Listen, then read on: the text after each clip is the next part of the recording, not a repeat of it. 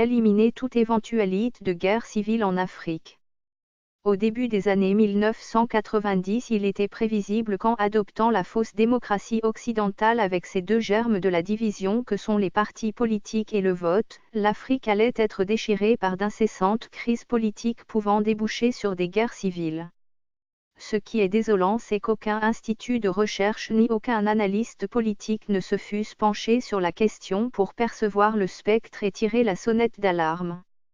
Aucune thèse en ce sens ne fut produite, sauf erreur de ma part. Toutes les classes politiques se sont engouffrées dans la brèche en criant leur joie de sortir du monopartisme pour la liberté pluraliste.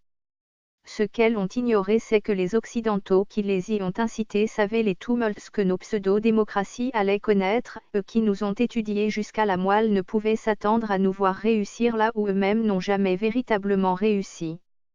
À titre d'exemple, la France depuis sa révolution de 1789 est passée par toutes sortes de régimes politiques aussi instables les uns que les autres. Elle n'a connu de relative stabilité que sous la Ième et la Vème République. Aujourd'hui, après 30 ans d'incapacité à respecter les règles démocratiques élémentaires, nos élites continuent de jurer par la démocratie à l'occidentale sans remettre en cause les deux poisons qu'elle comporte. Les opposants continuent d'exiger aux autocrates sans place la fiabilité du fichier électoral et la tenue d'élections transparentes. Deux choses quasiment impossibles dans nos ethnocraties où les oligarques au pouvoir n'entendent pas perdre leurs innombrables privilèges au profit d'autres oligarques qui viendraient les remplacer. Surtout lorsque des fortunes ont été bâties sur des crimes économiques et de sang, s'accrocher au pouvoir devient une question de vie ou de mort. Il n'existe pas de pays démocratique à proprement parler en Afrique. Ceux qui font figure d'exemple ne se démarquent que parce que la crainte de la guerre civile est largement partagée parmi les élites politiques. C'est ainsi qu'en 2008 on a évité la guerre civile au Ghana en favorisant l'alternance au pouvoir. Le Nigeria a, me semble-t-il, fait de même avec l'élection de Muhammadu Buhari. Sur le Ghana en 2008, je peux affirmer sans risque de me tromper que Nana Akufo-Addo avait gagné l'élection présidentielle, mais la sagesse de John Kufuor dont il était ministre, lui a fait comprendre que le plus important était la préservation de la paix sociale dans le pays, car le camp en face ne voulait pas céder un iota sur son droit à la succession. En Côte d'Ivoire en 2010 on avait vu les choses autrement.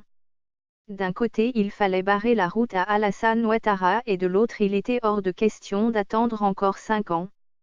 Et des milliers de nos compatriotes ivoiriens sont morts pour rien sans compter les millions de dollars engloutis vainement dans ces élections. Tout cela pour les ambitions timarchiques de deux hommes. Qu'on ne me dise pas que tel a eu tort, tel a eu raison, les deux sont qu'auteurs de ce drame par leur manque de sagesse. Voir le mal d'un seul côté n'est pas objectif. Toutefois, c'est le système électoral dans son ensemble qui est mauvais et ce n'est pas la transparence du fichier électoral ou des élections qui le rendra meilleur. Si une faction se donne les moyens de le saboter, il le réussira toujours.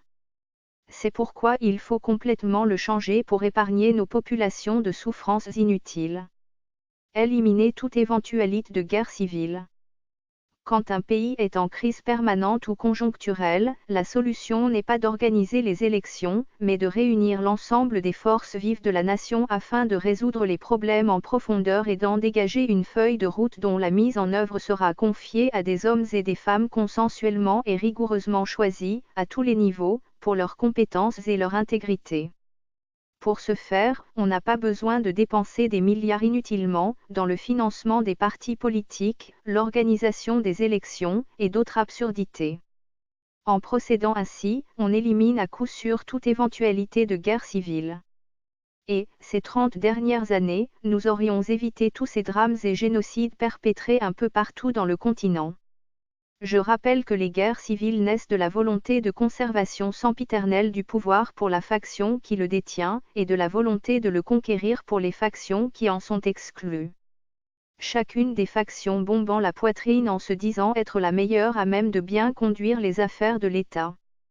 Dans nos pays où l'instinct tribal est encore très prononcé, les factions ou partis politiques se confondent aux ethnies.